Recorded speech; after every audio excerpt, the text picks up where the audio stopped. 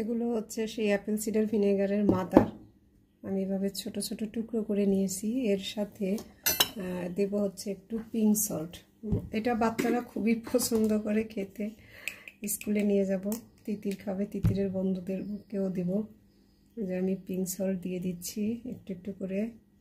আর mother কিন্তু মানে হচ্ছে এই ভিনেগারের সমস্ত পুষ্টিগুণটা এখানে আছে। মানে ব্যাকটেরিয়াগুলো নিজেদের মধ্যে একটা কলোনি তৈরি করে এরকম হয়ে গেছে। কাজে এটার মধ্যে পুরাটাই গুড ব্যাকটেরিয়া, যেটা আমাদের যে পেটের স্বাস্থ্যটাকে কিন্তু ভালো করবে।